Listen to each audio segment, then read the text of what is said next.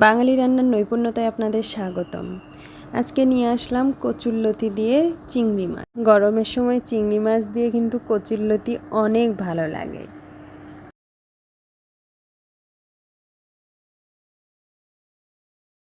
অনেকদিন পর আজকে আপনাদের জন্য এই রেসিপিটা নিয়ে হাজির হয়েছি আমি। তাহলে চলুন দেখা যাক কেমন করে রান্না করলাম। প্রথমে চুলা জ্বালিয়ে কড়াইটা বসিয়ে নিলাম। কড়াইটা গরম হয়ে আসলেই এর মধ্যে দিয়ে দিব পরিমাণ মতো তেল, আর ফোড়নে দিব গোটা কয়েক জিরা।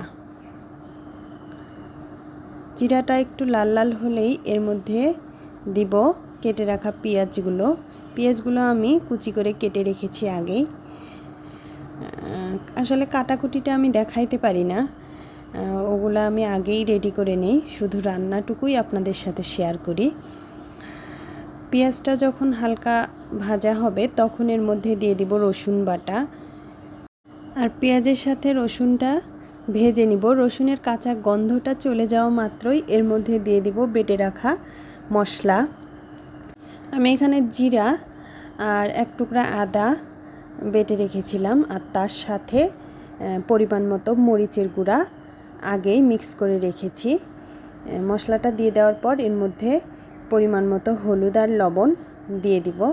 তারপর মশলাটাকে একটু ভুনিয়ে নিব। চিংড়ি মাছ দিয়ে কচুরলতি কিন্তু অনেক মজা। যারা কখনো খাননি তারা অবশ্যই খাবেন, দেখবেন কচুরলতির প্রেমী হয়ে যাবেন তারা। মশলা থেকে এরকম যখন তেল ছাড়া শুরু করবে তখন এর মধ্যে দিয়ে দিব চিংড়ি মাছগুলো আমি আগেই কেটে ধুয়ে রেখেছি। এখন শুধু রান্নার পালা। মশলার সাথে চিংড়ি মাছটাকে কষিয়ে নিব ভালোভাবে।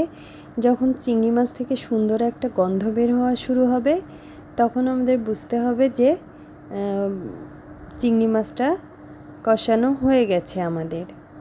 চিংড়ি মাছ কষানো হওয়া মাত্রই এর মধ্যে দিয়ে দিব কেটে রাখা আলুগুলো আমি একটু এরকম মোটা সাইজ করেই কেটে নিয়েছি, কারণ এগুলো আলু তাড়াতাড়ি সিদ্ধ হয়।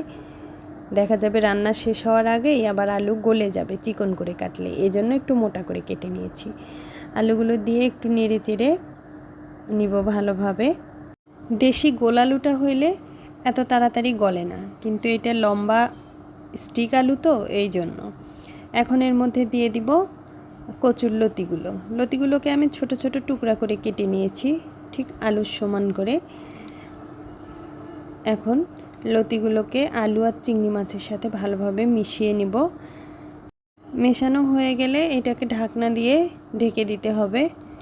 আমার চ্যানেলের ভিডিওগুলো ভালো লাগলে অবশ্যই লাইক কমেন্ট করে পাশে থাকবেন, আর সাবস্ক্রাইব করে বেল আইকন বাটনে চাপ দিয়ে রাখবেন, সবার আগে ভিডিও আপনার কাছে পৌঁছে যাবে।